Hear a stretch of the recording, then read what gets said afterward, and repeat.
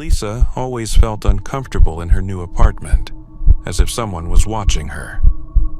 One night, unable to sleep, she noticed a strange crease in the curtain in the corner of the room. It seemed as if someone was behind it. Determined to prove to herself that it was just a play of light, she walked over with trembling hands and pulled the curtain back sharply. But there was no one behind it. Relieved, Lisa lay back in bed. Suddenly, there was a barely audible whisper behind her back. "Are you sure I wasn't here?" Anton had always been afraid of the dark and slept with the nightlight on. But one night he woke up to the feeling that something was moving under the bed. Thinking it was his imagination, he turned his back to the wall, but suddenly he heard slow, hoarse breathing beneath him. His heart sank, and he decided to look down. In the semi-darkness, he saw a face, his own. It smirked and whispered, "Now you're there." At that moment, the creature abruptly grabbed his arm and pulled him down. Only Anton alone remained on the bed, but he was no longer human. Sveta got home late when she noticed that the wall clock in her apartment had stopped at exactly 3 o'clock. Thinking that the battery was dead, she took it off the wall, but when she looked at it again, the hands were slowly creeping backwards. Suddenly, the clock chimed 3 times, even though it was unchimed. All sounds disappeared from the apartment, and she felt cold. A rustling voice was heard right behind her back. Time has no meaning here. Sveta turned around and saw her reflection in the mirror, but her own copy was staring back at her with black, empty eye sockets. After a moment, the light went out. The night lamp flickered as a thin, alien breath sounded from under the bed. At first, it could have been dismissed as fear, but the sound grew stronger, closer. My heart pounded in a frantic rhythm. Quietly, lowering himself to the floor, his face leaned to the edge of the bed. Down below, his own face stared up at him out of the darkness, with an eerie grin and eyes as empty as black pits.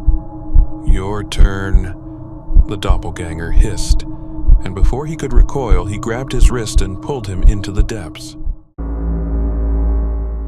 The candle flickered in the room, and a smoky silhouette pulled from the mirror.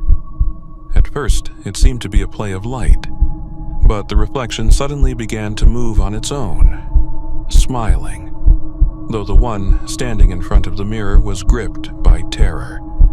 His fingers froze, and when he wanted to move away, the reflection leaned forward and touched the glass, leaving a dirty mark. It whispered, "I'm already here," and then slowly pulled at the hand that no one had moved. There was a quiet click from behind, the door of the room slamming shut on its own. The dark corridor stretched endlessly. Footsteps echoed under the vaults of silence, but suddenly there was another sound, heavy, uncertain footsteps behind them. Turning around, nothing could be seen. Nevertheless, the sense of someone else's presence grew.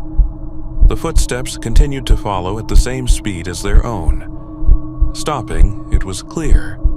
The sounds had stopped at exactly the same moment.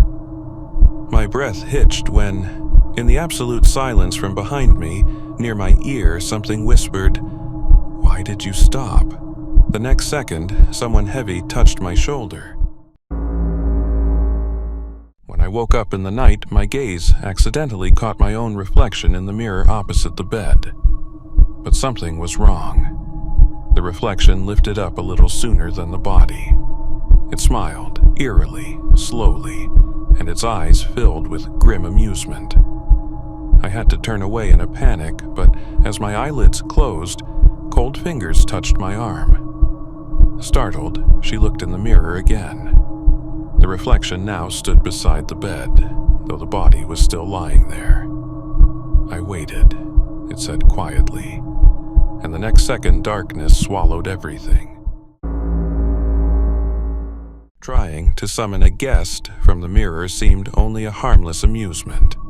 The candles were placed in a circle and ritual words were recited. In the first minutes, nothing happened, but soon the glass of the mirror fogged up and the inscription, "I am coming," slowly appeared on it. Jokingly, everything stopped. The candles were blown out by the wind.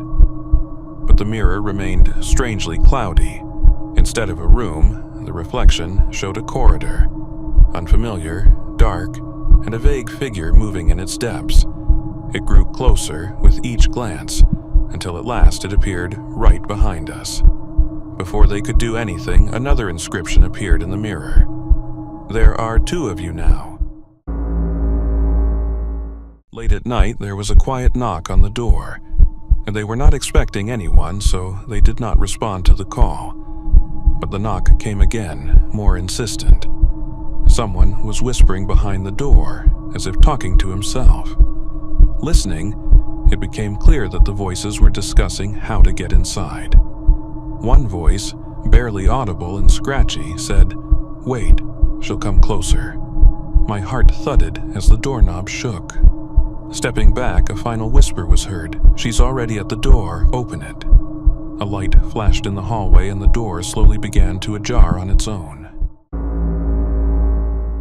The elevator was slowly rising, even though the button for the desired floor had already been pressed.